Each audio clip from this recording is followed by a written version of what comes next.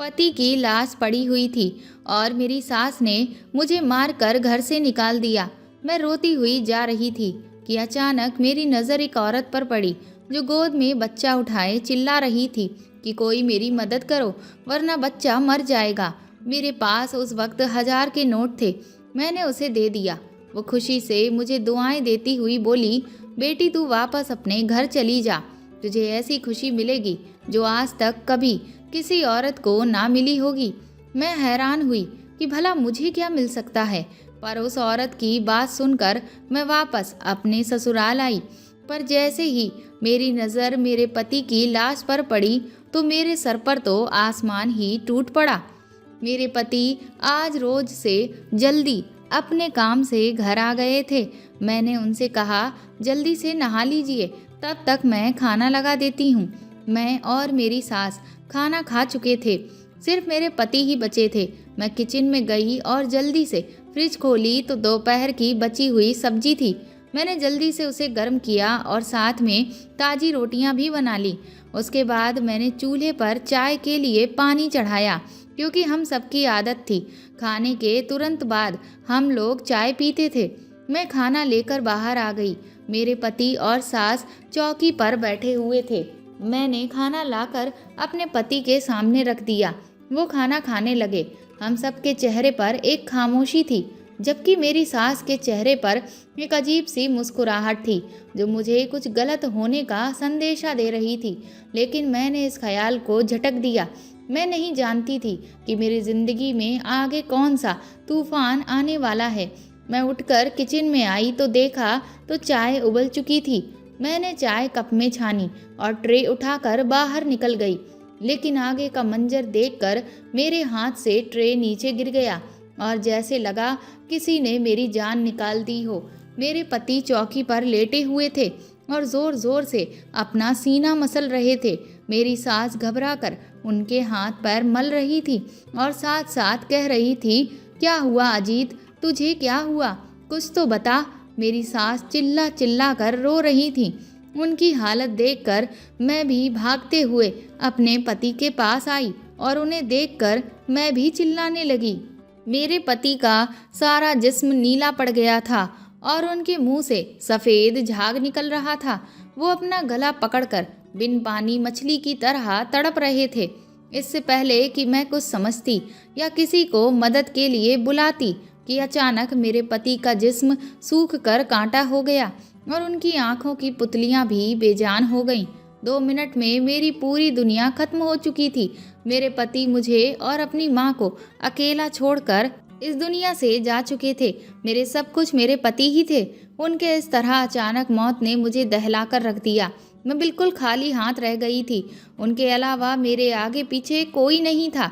हमारे घर का शोर सुनकर पड़ोसी और मोहल्ले वाले भी हमारे घर आ चुके थे और आगे का मंजर देखकर वो भी हैरान हो गए। अचानक मुझे अपने आसपास घुटन का एहसास हुआ और मेरी आंखों के सामने अंधेरा छा गया। मुझे अपने आसपास की सभी चीज़ें चकराती हुई महसूस हुई। मैंने दीवार का सहारा लेना चाहा, लेकिन मैं अपनी सुध बुध खो बैठी थी और अगले ही पल में मैं अपने शरीर के सारे वजन के साथ ज़मीन पर गिर गई। मुझे होश आया तो मैंने खुद को अपने कमरे में पाया। मेरा सर अभी भी भारी था। मैंने इधर उधर देखा तो अगले ही पल में मेरे पति का बेजान वजूद मेरे नज़रों के सामने आया। मैं जल्दी से उठकर बाहर आई। सुबह हो चुकी थी। मैं पूरी रात बेहोश थी। मैंने देखा कि मेरे पति की लाश घर के बाहर पड़ी हुई थी और मेरी सास उनकी चारपाई से लगकर बैठी हुई थी। उनकी आंखों को देखकर लगा जैसे वो पूरी रात रोई हों। जवान बेटे का गम जो था एक माँ करती भी तो क्या। फिर मैं जैसे ही अपने पति के लाश के पास पहुंची तो मोहल्ले की सारी औरतें मुझे देखकर एक दूसरे से कहने लगी, देख लो, हो गई महारानी की सुबह, कैसी बेशरम औरत है, पति की लाश पड़ी है और ये अपनी नींदें पूरी कर रही है। अरे बेशरम, कुछ तो शर्म कर, तेरी बूढ़ी सास कल शाम से ही चारपाई से लग कर बैठी हुई है। अरे यहाँ तक कि इन्होंने तो पानी का एक भी घूंट तक नहीं पिया, फिर भी इन्हें तेरा ही ख्याल रहा कि तुझे उठाया ना जाए। कहीं तेरी तबीयत ना खराब हो जाए। इस हाल में भी इन्हें तेरा ही ख्याल रहा। और एक तुम है जो पहले अपने पति को जान से मार डाली हो और फिर बेशर्मी से इस घर में रहकर अपनी नींदें भी पूरी कर रही हो। अरे तुझे तो शर्म से डूब कर मर जाना चाहिए। ऐसे गुरूर से हमारे सामने खड़ी है। मैं हैरानगी से उन सब की बातें सुन रही थी। वह कितनी सफाई से सारा इल्जाम मुझ पर डाल रही थी। मैं इसी सोच में थी। फिर मैं अपने पति के पास जाने लगी। चारपाई तक पहुंची ही थी कि मुझे लगा जैसे मेरे बाल कोई खींच रहा हो। मैंने जैसे ही मुड़कर पीछे की तरफ देखा तो मेरी सास मेरे बाल मुट्ठी में पकड़कर खींच रही थीं। उन्होंने मुझे किसी अछूत की तरह खुद से दूर फेंका। मैं जाकर दरवाजे के पास गिरी। अपने आप को किसी तरह संभालते हुए मैं चारपाई के पास जाने लगी। तभी मेरी सास मेरी तरफ आई और उन्होंने एक जोरदार थप्पड़ मेरे मुंह पर मारा। मेरा मुंह लाल हो गया, गाल सूज गया और होंठ फट गए और खून बहने लगे। अभी मैं ठीक से संभल नहीं पाई थी कि उनकी बातों ने मेरे पैरों तले ज़मीन खींच ली। वो कह रही थी कि मेरी नज़रों के सामने से दूर हो जाओ। तुम मेरे बेटे की कातिल हो। तुमने मेरे बेटे को मार दिया, उसकी जान ले ली। जब से मेरे बेटे की ज़िंदगी में आई हो, उसकी ज़िंदगी नर्क से भी बदतर बनाकर रख दी है। फिर भी तेरे कलेजे में ठंडक नहीं पड़ी कि तूने उसकी जान ले ली। मैंने उनके आगे हाथ जोड़कर कहा, मैंने कुछ नहीं किया। मैंने इनकी जान नहीं ली। मैं ऐसा क्यों करूँगी भला? वह मेरे पति थे। आप मुझे उनके पास जाने से ना रोकें। लेकिन मेरी सास पर मेरी किसी बात का असर ना हुआ। उन्होंने मुझे बाजू से पकड़ा और गेट के पास ले जाकर धक्के मार कर मुझे बाहर निकाल दिया। मेरे ऊपर विपत्ति का पहाड़ टूट पड़ा। एक तो पति से जुदाई और दूसरा घर से बेघर हो गई थी। मैं गेट के साथ लगकर वहीं खड़े रोने लगी। मैं काफ़ी देर तक वहीं पर खड़ी रही, लेकिन अंदर वाले सब पत्थर दिल हो चुके थे। मैं टूटे हुए दिल के साथ सड़क पर चलने लगी। मेरा और कोई ठिकाना नहीं था। जाती तो और कहाँ जाती। अचानक मुझे एक औरत की आवाज़ सुनाई दी। वो कह रही थी कि भगवान के नाम पर कोई मेरी मदद करो। मेरा बच्चा 2 दिन से भूखा है।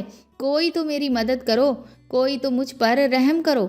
मैंने देखा कि मेरी साड़ी के आंचल में उस वक्त बंधे हुए 1000 के नोट थे। मैंने वो नोट उस औरत को दे दिया। उस औरत की गोद में एक छोटा बच्चा था जो रो रहा था। शायद उसको भूख लगी हुई थी। उस औरत ने मेरी तरफ देखा और कहने लगी, बेटी कहाँ जा रही हो और रो क्यों रही हो? क्या तुम भी मेरी तरह दुखी हो? मैंने उसकी बात सुनते ही घबरा कर इधर उधर देखने लगी तो मैं अपने घर से बहुत दूर निकल आई थी। उस औरत ने कहा, भगवान तुम्हारा भला करे, तेरी सारी मुश्किलें आसान हो, तू सदा सुखी रहे। ऐसे सड़क पर ना चल, जा अपने घर चली जा। मैंने कहा, मेरा कोई घर नहीं है, मैं बेसहारा हूँ। उसने कहा, तू बेसहारा नहीं है, जा तू अपने घर चली जा। तेरा घर तेरी राह देख रहा है। तेरे पास तो सब कुछ है, फिर क्यों सड़क की खाक छान रही है? तू तो मल्लिका है। जा अपना घर संभाल, अपने घर जा। वहाँ तुझे ऐसी खुशी मिलेगी कि तूने कभी सपने में भी नहीं सोचा होगा। मैं बड़ी हैरान हुई कि उस घर में तो मेरे जवान पति की मौत हो गई है। मेरी पूरी दुनिया लुट चुकी है। भला वहाँ मुझे कौन सी खुशी मिल सकती है? लेकिन अब हालातों के आगे मजबूर होकर मैं अपने घर की तरफ जाने लगी और सोचा, जाकर देखूँ तो सही कौन सी खुशी मिलने वाली है। और खुशी नहीं भी मिली तो एक बार फिर से मैं अपनी सास के पैरों में गिर जाऊंगी। हो सकता है कि उनको मुझ पर रहम आ जाए और वो आखिरी बार मुझे अपने पति से मिलने दे। इतने में मैं घर के दरवाजे तक आ चुकी थी। मैंने देखा दरवाज़ा अंदर से बंद नहीं था। मैंने धड़कते दिल के साथ घर का दरवाज़ा खोला, पर दरवाज़ा खुलते ही सामने का मंजर देख मैं हैरत से दंग रह गई। मेरा पूरा शरीर कपकपाने लगा। मेरा नाम रोशनी है। मैं एक छोटे से शहर में रहती हूँ। मेरे साथ मेरे पति और मेरी सास रहती है। अभी मेरी उम्र 32 साल है। ये बात उस वक्त की है जब मैं 21 साल की थी और शहर के सबसे अच्छे कॉलेज में पढ़ा करती थी। मुझे पढ़ाई में कुछ खास दिलचस्पी नहीं थी, लेकिन पापा की सख्ती की वजह से मजबूरी में पढ़ रही थी। मेरे पिता एक मशहूर बिजनेसमैन थे, लेकिन उनका रवैया हमारे प्रति शुरू से ही काफ़ी सख्त था और शायद इसी वजह से मैंने अपने पिता को कभी भी अपनी पूरी जिंदगी में मुस्कुराते हुए भी नहीं देखा था। वह हर वक्त गुस्से में ही रहते। ऐसा नहीं था कि इसकी कोई वजह थी, वो स्वभाव से ही ऐसे थे। मैं उनकी इकलौती बेटी थी, लेकिन फिर भी उन्होंने मुझसे कभी प्यार से बात नहीं की। वो मेरी हर छोटी से बड़ी ज़रूरतों का ख्याल करते थे, लेकिन मैं उनके गुस्से से परेशान थी। मैं और मेरी माँ हमेशा फूक फूक कर ही कदम रखते थे और इस चीज़ का ख्याल रखते कि कोई भी बात उनकी मर्जी के खिलाफ ना हो। मेरी माँ भी पढ़ी लिखी औरत थी। मुझे मेरे पापा के रवैये ने अपने घर वालों से दूर कर दिया था। हद से ज़्यादा सख्ती भी इंसान को अपनों से दूर कर देती है। मेरे साथ भी कुछ ऐसा ही हुआ। उस दिन जब मैं कॉलेज से घर आई तो मेरे पापा के बिजनेस पार्टनर अपनी फैमिली के साथ हमारे ड्राइंग रूम में बैठे हुए थे। मेरे पापा के बिजनेस पार्टनर अक्सर हमारे घर आ जाया करते थे। मैंने खाना खाया और सो गई।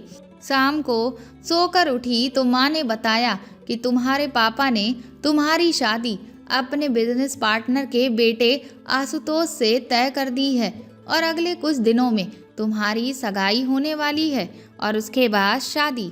उनकी बातें सुनकर मुझे ऐसा लगा जैसे किसी ने मेरे तन बदन में आग लगा दी हो। मैंने माँ से इसका विरोध किया तो माँ ने कहा, खबरदार जो उल्टी सीधी कोई हरकत की। अपने बाप के गुस्से से वाकिफ होना तुम, इसलिए कोई भी हंगामा करके अपने और मेरे लिए कोई मुश्किल ना बढ़ाना। मैं गुस्से से अपने कमरे में चली आई और अपना फ़ोन लेकर तुरंत अजीत को फ़ोन मिलाया। रो रो कर उसे कहने लगी कि पापा मेरी शादी ज़बरदस्ती अपने बिजनेस पार्टनर के बेटे से करवाना चाहते हैं। तुम जल्दी कुछ करो, क्योंकि मैं तुम्हारे अलावा किसी और से शादी नहीं कर सकती। अजीत ने कहा, तुम फिक्र मत करो, मैं जल्दी ही कुछ करता हूँ। मैं बहुत परेशान थी। दरअसल मैं अपने क्लासमेट अजीत से प्यार करती थी। अजीत दिखने में ठीक ठाक था। उसका ताल्लुक एक मिडिल क्लास घराने से था, लेकिन मैं उसके लिए कुछ भी कर सकती थी क्योंकि वो बहुत अच्छा था। उसके घर पर सिर्फ उसकी माँ और वो रहते थे। उसके पिता बहुत पहले ही गुजर चुके थे। उसकी बड़ी बहन थी जिसकी शादी बहुत पहले ही हो चुकी थी। दरअसल अजीत के पिता का एक छोटा सा कारोबार था जिसको अब अजीत ही अकेले संभालता था। लेकिन मुझे इस बात से कोई भी कभी ऐतराज़ नहीं था, क्योंकि मैंने कभी भी अपने पैसे पर घमंड नहीं किया कि मैं एक बड़े बाप की बेटी हूँ। दिन ऐसे ही गुजरते गए और फिर मेरी सगाई आशुतोष से हो गई, लेकिन मैं इस शादी से खुश नहीं थी। धीरे धीरे करके मेरी शादी का दिन भी आ गया। मेरी शादी के एक हफ्ते पहले अजीत और उसकी माँ मेरे लिए रिश्ता लेकर आए थे। ये सब देखकर मेरे पिता ने उनको बेइज्जत कर घर से निकाल दिया और मुझसे मेरे मोबाइल भी ले लिए। मैं बहुत ज़्यादा उलझन में थी कि अब मैं क्या करूं। जिस दिन मेरी शादी थी उस दिन लगभग दोपहर 2 बजे मुझे तैयार होने पार्लर जाना था। माँ ने मेरी सहेली को मेरे साथ भेजते हुए कहा, टाइम से घर आ जाना। मैंने भी सहमति में अपना सिर हिला दिया और दोनों सहेलियाँ गाड़ी में बैठकर पार्लर जाने के लिए निकल गईं। मैंने जल्दी से अपनी सहेली के हाथ से मोबाइल लिया और तुरंत अजीत के पास फ़ोन मिला दिया। अजीत ने पहले बहुत नाराज़गी जताई कि तुम्हारे पापा ने हमारे साथ अच्छा नहीं किया, उन्हें मेरी माँ की बेइज्जती नहीं करनी चाहिए थी, लेकिन फिर भी मैं तुम्हारी खातिर सब कुछ भुला देता हूँ। तुम मुझे बताओ कि अब मुझे क्या करना है। मैंने अजीत से कहा, अब हमारे पास एक ही रास्ता है कि हम दोनों भागकर कोर्ट मैरिज कर लें। मैं पार्लर में हूँ, तुम आओ और मुझे जल्दी लेकर जाओ। हम आज ही कोर्ट मैरिज कर लेंगे। अजीत ने कहा, क्या ये सब ठीक होगा? मैंने कहा, सब कुछ ठीक ही होगा। मैं उनकी इकलौती बेटी हूँ। धीरे धीरे करके वो सब कुछ भुलाकर मुझे अपना लेंगे। अजीत ने कहा, अच्छा ठीक है, मैं तुम्हारे पार्लर के आसपास ही खड़ा रहूँगा, तुम मुझे फ़ोन कर देना। पार्लर के बाहर पहुंचते ही मैंने ड्राइवर को बहाना करके घर भेज दिया। उससे कहा, मेरे लहंगे का मैचिंग दुपट्टा घर पर ही छूट गया है, आप मुझे वह लाकर दे दीजिए, तब तक मैं तैयार होती हूँ। ड्राइवर के जाने के बाद मैंने तुरंत अजीत को फ़ोन मिलाया और उससे आने को कहा। वह अगले ही पल मेरे पास आ गया। मैंने अपनी दोस्त को सब कुछ समझा दिया था और उसके बाद में अजीत के साथ चली गई। हम दोनों ने मंदिर में जाकर शादी कर ली और उसके बाद मैं अजीत की दुल्हन बनकर उसके घर पर आ गई। मैं ये नहीं जानती थी कि मैंने ये कदम उठाकर कितनी बड़ी गलती की है। उधर जैसे ही मेरे माँ बाप को मेरे लापता होने की खबर मिली तो उन पर सातों आसमान एक साथ ही टूट पड़े। उन्होंने कभी सोचा भी नहीं था कि मैं ऐसा भी कुछ कर सकती हूँ। मेरे घर तो कयामत आ गई थी।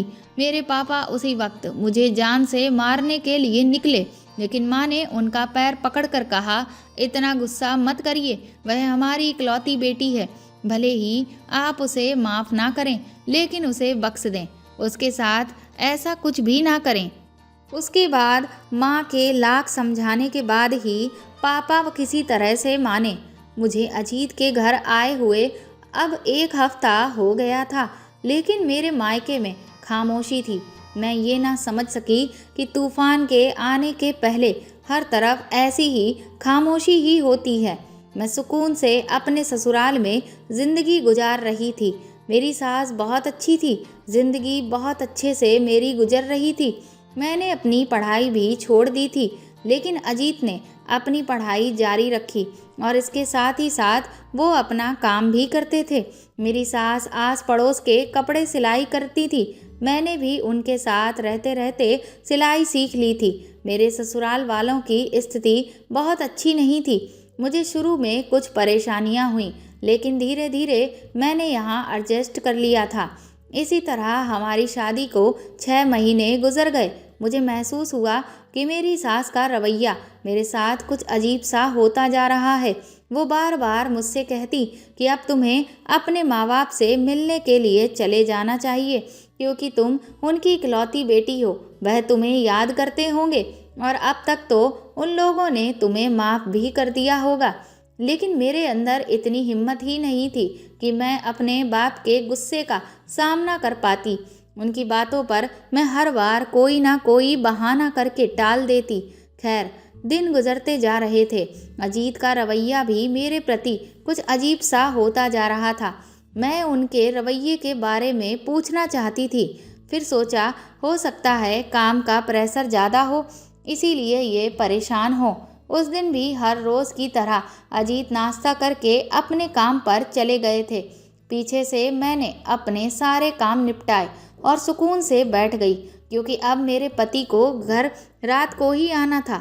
कुछ देर बाद मैंने दोपहर का खाना बनाया और फिर मैंने और मेरी सास ने खाना खाया। खाना खाने के बाद मैं अपने कमरे में जाकर आराम करने लगी। तभी मेरे कानों में मेरे पति की मोटरसाइकिल की आवाज़ सुनाई दी। मुझे बड़ी हैरत हुई कि वो आज इतनी जल्दी कैसे आ गए। मैंने जाकर देखा तो मेरी सास बाहर आकर बैठी थी। उन्होंने अजीत से घर जल्दी आने की वजह पूछी तो अजीत ने कहा आज कॉलेज की भी छुट्टी थी और दफ्तर में भी कुछ खास काम नहीं था, इसीलिए जल्दी आ गया। मैंने अपने पति को खाना निकाल कर दिया और उसके बाद किचन में चाय लेने के लिए वापस आई तो देखा कि मेरे पति अजीत मर चुके थे। मैं ये मंजर ना देख पाई और बेहोश हो गई। जब मुझे होश आया तो सुबह हो चुकी थी।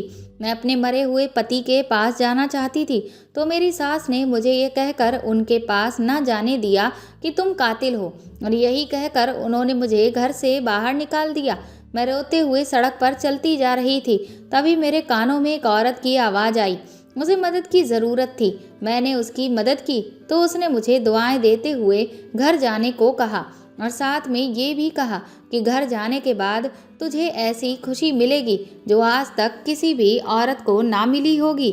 उसकी ऐसी बातें सुनकर मजबूरन मैं घर पहुंची और जैसे ही दरवाज़ा खोला तो सामने का मंजर देख मेरे होश उड़ गए। दरवाज़ा खोलते ही मेरे ऊपर फूलों की बारिश होने लगी। गुलाब की ताज़ा पत्तियाँ मेरे ऊपर गिरती जा रही थीं। मैंने नज़र उठाकर देखा तो मेरे पति की लाश गायब थी और साथ ही साथ सारे लोग भी गायब थे। घर को फूलों की मदद से सजाया गया था। फूलों से दरवाजे से लेकर अंदर पहुंचने का एक रास्ता बनाया गया था। ये सब देखकर मैं बड़ी ही हैरान हुई कि ये क्या है। ये तो मातम वाला घर था, यहाँ तो मातम होना चाहिए था। तो ये सब क्या है? मेरे पति की लाश कहाँ गई? मेरी सास कहाँ गई? मुझे कुछ समझ में नहीं आ रहा था। मैं उन फूलों की पत्तियों से गुजरते हुए घर के अंदर गई। मेरी सास के कमरे से बातों की आवाज़ें आ रही थीं। अंदर से आने वाली आवाज़ें सुनकर मुझे अपने कानों पर यकीन ही नहीं हुआ और मुझे उस औरत की बातें सच लगने लगीं। उसने सच ही कहा था। मैं बेसहारा नहीं बल्कि भोली और कम अकल हूँ। मेरी नाक के नीचे इतनी घिनौनी साजिश रचाई गई, लेकिन मैं बेखबर रही। कैसे मोहब्बत की आड़ में मेरे साथ इतना गंदा खेल खेला गया। मुझे बेतहाशा खुद की कम अकली पर गुस्सा आया। मैंने कैसे एक शख्स को इतना मौका दे दिया कि वह आकर मेरी जिंदगी से खेल गया। मेरी सास मेरे पति से कह रही थी, सारी तैयारी हो गई है, तुम जाओ और उसे कहीं से भी ढूंढ कर लाओ। मेरे पति ने कहा, मैं तो उसकी नज़र में मर चुका हूँ, वो कैसे आएगी मेरे साथ। फिर मेरी सास ने कहा, वो बहुत भोली है, तुम उसके सामने कोई बहाना कर देना, कह देना कि मैं बेहोश हो गया था, लोगों ने मुझे मुर्दा समझ लिया, तो इसमें मैं क्या कर सकता हूँ। कुछ भी करके किसी भी कीमत पर उसे वापस लेकर आओ। तुम जानते हो ना कि जिस मकसद के लिए तुमने उससे शादी की थी वह अब जाकर पूरा हुआ है।